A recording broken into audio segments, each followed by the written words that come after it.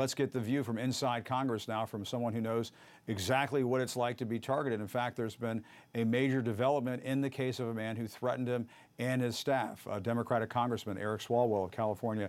He joins us now. Congressman, thanks very much for joining us. My apologies that this is what we're going to have to talk about here rather than all of the other various issues that the voters are looking at heading into the election. But as you know, and our viewers may not, a Pennsylvania man pleaded guilty to one count Friday after the Justice Department says he threatened to kill at least 3 staffers and to, quote, beat the SHIT out of the congressman, referring to you, of course, and that he had several AR-15s. He could spend 5 years in prison. What's your reaction to this plea and this overall threat environment it just seems out of control right now? Yeah, thanks, Jim. And as you alluded to, this is, one of many threats. In fact, you had reached out to me to ask, which threat this was, and frankly, I told you I was going to have to look it up because we get dozens of voicemail threats threatening to kill me, my family, or my staff each week. And so when we heard about a plea, that's great, but this is just kind of a drop in the bucket for what's out there. So I'm grateful to the FBI, the DOJ, and the Yonkers Police Department. My staff is grateful as well, but we're seeing political rhetoric, violent political rhetoric is on the rise, and we're a country of unrestricted weaponry, and that's what makes this just so volatile and combustible.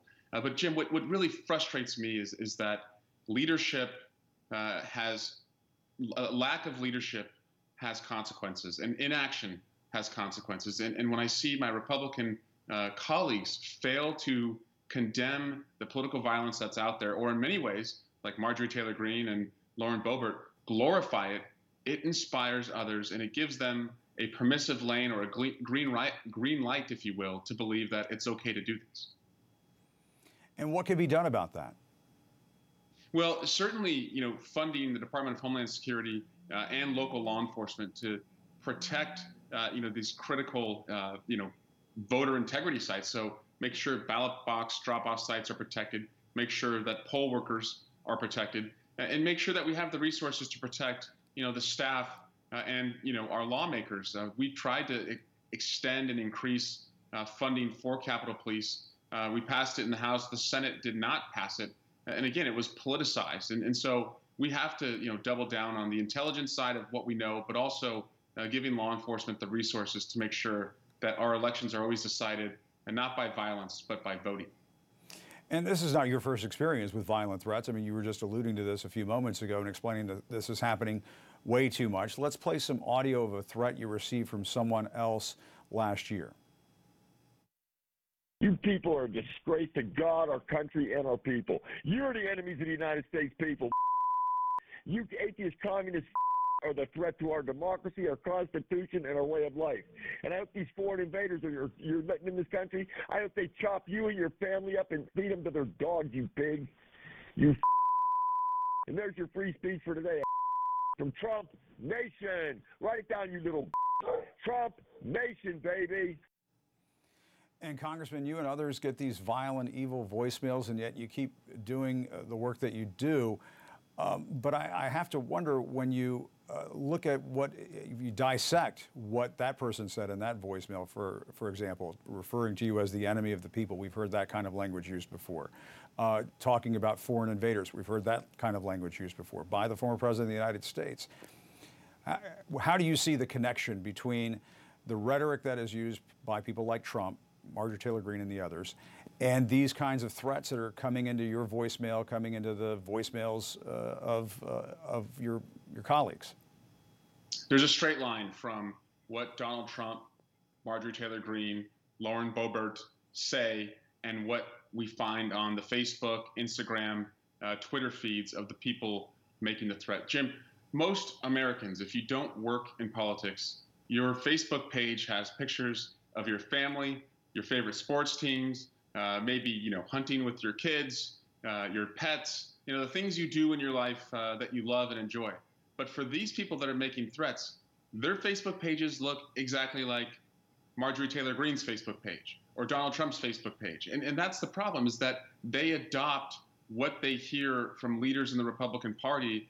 And because it's not condemned by other leaders like Kevin McCarthy, they go out and they carry out the rhetoric in a violent way that they're hearing. And that's really the problem. The only antidote to this is unity among Democrats and Republicans at the highest levels to say that this is not acceptable. And again, when we decide which side wins in America, it is not by a bayonet, it's at the ballot box.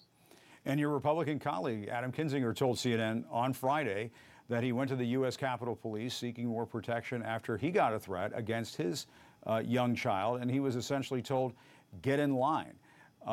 As you know, the protection doesn't cover the family when the lawmaker is not with them. What can be done about that? Yeah, we need more resources to protect family members, because also, Jim, think of, it's not just the family members who are on the X or the staff who are, working on the X, meaning that they're stationary. The members are often, traveling. They're in their districts. They're on campaign stops. They're overseas, on congressional delegation trips. The family members are stationary. The staff members, work at the Capitol, so they're most likely, to be the victims of one of these threats. But we don't have the funding and the resources right now, and Republicans have blocked our efforts, to protect family members. And so I share the frustration that Adam has, because we've been told the same thing, that we acknowledge that you have a high level of threats. We just don't have the resources to protect you. And frankly, the number of people in the last 2 days who have texted me, different, firearms that I should buy to protect my family, it's just disturbing, because that is a deterrent to people wanting to go into public services if you think that you have to arm yourself to the teeth or have private security. One other part of this, Jim, my chief of staff told me today that she spends up to 10 hours every week in her work week just dealing with the FBI and the Capitol Police about the threats coming into our office. So it's actually affecting our ability to serve our constituents. And so it's dizzying. It's time for it to end, and it's not going to end until you see Republican leaders say enough is enough. And just a quick follow-up on that, Congressman Swalwell. My understanding is that because of the concern that members of Congress can't get enough protection for themselves and their families, that they're having to go out and hire private security. And that's happening hundreds more of and thousands, more. Yeah, Jim, yeah.